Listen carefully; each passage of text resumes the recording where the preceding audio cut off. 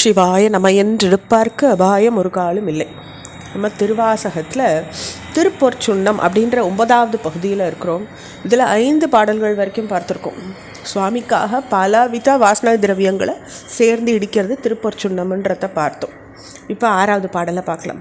உலக்கை பல ஓச்சுவார் பெரியர் உலகமெல்லாம் உரல் போதாதென்றே கலக்க அடியவர் வந்து நின்றார் காண உலகங்கள் போதாதென்றே நலக்க அடியோமை ஆண்டு கொண்டு நாள்மலர் பாதங்கள் சூடத்தந்த மலைக்கு மருகனை பாடி பாடி மகிழ்ந்து பொற்சுண்ணம் இடித்தும் நாமே. அப்போ இறைவனுக்கு பொற்சுண்ணம் இடிக்கிறதுன்ற சிவ சேவையில் கலந்துண்டு எண்ணிறஞ்ச பெரியவா கூடுறா. உலகமெல்லாம் உரல் போதாதென்றே. அப்போ அவள் எல்லாரும் வசதியான உலக்கைகளுக்கு இந்த உலகன்ற உரலே போதலை. இந்த நிகழ்ச்சியில் கலந்து கண்டுகளிக்க வந்த அடியார்களுக்கு நிற்க இந்த உலகம் போறலை. நமக்கு நலன் உண்டாதல் பொருட்டு சிவன் புத்தம் புதிய மலர் போன்ற தன் பாதத்தை நம்ம அணிஞ்சு கொள்ள நமக்கு கொடுத்தருளிருக்கான். அவனோ ஹிமவானுக்கு மருமகன். ஏன்னா ஹைமவதி அவங்க தான் இவருக்கு பார்வதியாக வந்திருக்காங்க. அவன் பெருமையை பாடி பொற்சுண்ணம் நம்ம இடிப்போம் அப்படின்னு இந்த 6வது பாடல் சொல்கிறது. அடுத்து 7வது பாடல். சூடகம் தோள்வளை ஆர்ப்ப ஆர்ப்ப தொண்டர் குழாம் எழுந்து ஆர்ப்ப ஆர்ப்ப நாடவர் நம் தம்மை ஆர்ப்ப ஆர்ப்ப நாமும் அவர் தம்மை ஆர்ப்ப ஆர்ப்ப பாடகம் மெல்லடி ஆர்க்கும் மங்கை பங்கினன் எங்கள் பராபரனுக்கு ஆடகம் மாமலை அன்னகோவுக்கு ஆட பொற்சுண்ணம் இடித்து நாமே. அப்போ கைவளை தோள்வளை முதலிய எல்லாம் ஒழிக்கிறது. சிலம்புகளோட அன்பர்கள் பெருங்கூட்டமாக எழுந்து ஆனந்தமாக ஆர்ப்பரிக்கின்றாங்க. உலகத்தவர் இவையெல்லாம் பயன்படா செயல்னு ஏளனம் பண்ணுறாங்க.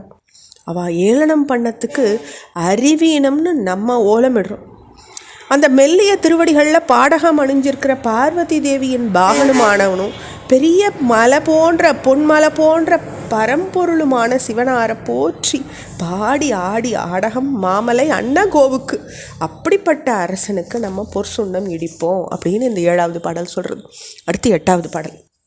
வாழ்த்தடம் கண்மடம் மங்கை நல்லீர் வரிவளை ஆர்ப்ப வன் கொங்கை பொங்க தோல் திருமுண்டம் துதைந்து இலங்க சோத்துளம் பிரான் என்று சொல்லி சொல்லி நாள் கொண்ட நான்மலர் பாதம் காட்டி நாயின் கடைப்பட்ட நம்மை இம்மை ஆட்கொண்ட வண்ணங்கள் பாடி பாடி ஆடி பொற்சுண்ணம் இடித்து நாமே.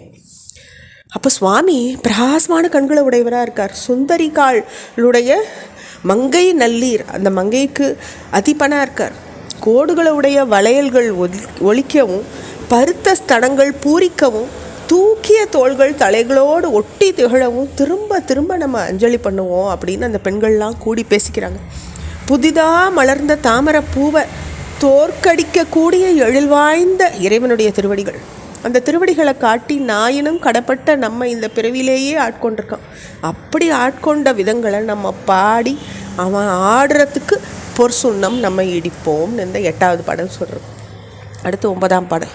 வையகம் எல்லாம் உரல் அது ஆக மாமேறி என்னும் உலக்கை நாட்டி மெய்யென்னும் மஞ்சள் நிறைய அட்டி மேதகு தென்னன் பெருந்துரையான் செய்ய திருவடி பாடி செம்பொன் உலக்கை வழக்கை பற்றி ஐயன் அணி தில்லை வாணனுக்கே ஆடப்பொற் சுண்ணம் இடித்து நாமே.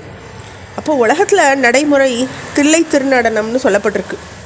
அதில் யாண்டும் ஒழுங்குபாடு இருக்குது. உரல் மயமாக இருக்கிறது தான் சக்தி. மெய்ப்பொருளான மஞ்சள் மயமாக இருக்கிறது மகாமேரு மயமாக இருக்கிறதும் சிவம்.